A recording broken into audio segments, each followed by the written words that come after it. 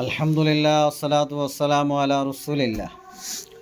മഹാനായ അന്ത്യപ്രവാചകൻ ആദരവായ മുഹമ്മദ് മുസ്തഫ സല്ലല്ലാഹു അലൈഹി വസല്ലമ തങ്ങൾ അങ്ങ് മക്കയിൽ നിന്നും മദീനയിലേക്ക് പലായനം ചെയ്യുക. ആരംഭപ്പൂവായ മുത്തിനോട് അള്ള പറഞ്ഞു, നബിയെ അങ്ങ് ഹിജറ പോയിക്കൊള്ളുക. സ്വന്തം നാട് വിട്ടിട്ട് യസ്രിബിലേക്ക് പോവുകയാണ്.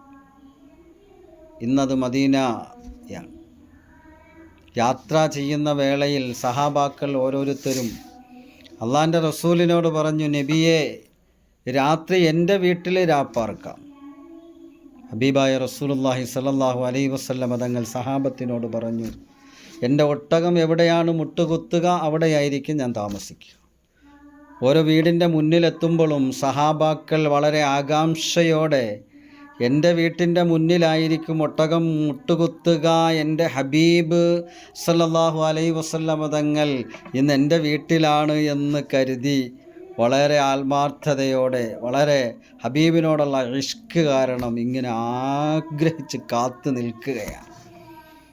ഓരോ സഹാബിയുടെ വീടിൻ്റെ മുന്നിലൂടെ പോകുമ്പോഴും ഒട്ടകം മുട്ടുകുത്താതിരിക്കുമ്പോൾ ആ സഹാബിയൊക്കെ നിരാശരാവുകയാണ്. അങ്ങനെ പോകുന്ന വഴിക്കാണ് ദരിദ്രനായ പാവപ്പെട്ട അബു അയ്യൂബുൽ അൻസാരി റളിയല്ലാഹു തആല അൻഹുവിൻ്റെ വീട്ടിൻ്റെ മുന്നിൽ ഒട്ടകം മുട്ടുകുത്തി. അബു അയ്യൂബുൽ അൻസാരി റളിയല്ലാഹു തആല അൻഹുവിന് എന്തൊരു സ്നേഹം ഉണ്ടായി കാണും അല്ലേ, എന്തൊരു സന്തോഷം ഉണ്ടായിട്ടുണ്ടാവും. എൻ്റെ വീട്ടിൻ്റെ മുന്നിൽ, ഇന്ന് എൻ്റെ വീട്ടിലാണ്. ഓടിച്ചെന്ന് ഭാര്യയോട് പറഞ്ഞു, നമ്മുടെ വീട്ടിലാണ് ഇന്ന് അന്ത്യപ്രവാചകൻ മുഹമ്മദ് മുസ്തഫ സല്ലല്ലാഹു അലൈഹി വസല്ലം തങ്ങൾ അന്തി ഉറങ്ങുന്നത്. ഉള്ളത് നബി തങ്ങൾക്ക് കൊടുക്കുക. നബി സല്ലല്ലാഹു അലൈഹി വസല്ലം തങ്ങൾ താഴെ താമസിക്കുക. അബൂ അയ്യൂബുൽ അൻസാരി റളിയല്ലാഹു തആല അൻഹും ഭാര്യയും കൂടി മുകളിലേക്ക് താമസം മാറ്റി.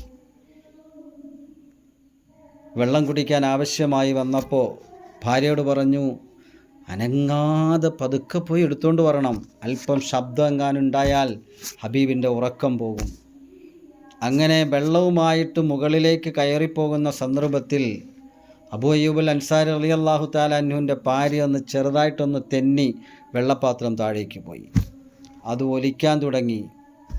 അതിങ്ങനെ ഒലിച്ച് അള്ളാൻ്റെ റസൂല് കിടക്കുന്നിടത്തേക്ക് എത്തുമല്ലോ എന്ന് ഭയപ്പെട്ടിട്ട് തനിക്ക് ധരിക്കാനുള്ള ഒരൊറ്റ വസ്ത്രം മാത്രം ഉള്ളൂ. ആ വസ്ത്രം പറിച്ചെടുത്തു എന്ന് പറഞ്ഞാൽ ശരീരത്തിൽ നിന്നും ഉരിഞ്ഞെടുത്തിട്ട് ആ വെള്ളം ഒപ്പി എടുക്കുകയാണ് അബൂ അയ്യൂബുൽ അൻസാരി റളിയല്ലാഹു തആല.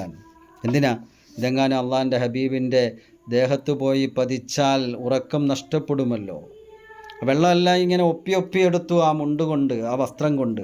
വേറെ ഒന്നുമില്ല ധരിക്കാൻ, ദരിദ്രനാണ്. രാവിലെ എഴുന്നേറ്റപ്പോൾ ഹബീബ് സല്ലല്ലാഹു അലൈഹി വസല്ലം തങ്ങൾ വിളിച്ചു അബൂ അയ്യൂബുൽ അൻസാരി റളിയല്ലാഹു തആല അൻഹുവിനെ, താലിങ്ങ് വരാൻ. പക്ഷെ മറുപടിയില്ല. പിന്നെയും വിളിച്ചു, മറുപടിയില്ല. പിന്നെയും വിളിച്ചു, മറുപടിയില്ല. എന്തുകൊണ്ട്? വിവസ്ത്രനാൻ, വസ്ത്രമില്ല. ഉള്ള വസ്ത്രം അതെടുത്തിട്ടാണ് ഈ വെള്ളം തുടച്ചു വെച്ചത്. അത് നനഞ്ഞിരിക്കുക. ഹബീബായ റസൂലിൻ്റെ ഉറക്കം നഷ്ടപ്പെടരുത് എന്നുള്ള ചിന്തയോടെ ഉടുത്ത തുണി പറിച്ചിട്ട് ആ വെള്ളം തുടച്ചെടുത്തുവെങ്കിൽ അവർക്കൊക്കെ ഉണ്ടായിരുന്ന സ്നേഹവും ആദരവും ബഹുമാനവും എന്താണെന്ന് നമുക്കിതിൽ നിന്നും മനസ്സിലാക്കാം. ആരംഭപ്പൂവിനെ വേണ്ടതുപോലെ സ്നേഹിക്കാൻ അള്ളാഹു ഭാഗ്യം നൽകി അനുഗ്രഹിക്കട്ടെ. അള്ളാഹു ഭാഗ്യം നൽകി അനുഗ്രഹിക്കട്ടെ. അള്ളാഹു ഭാഗ്യം നൽകി അനുഗ്രഹിക്കട്ടെ. വാഹിറു ദുആഇ അൽഹംദുലില്ലാഹി റബ്ബിൽ ആലമീൻ.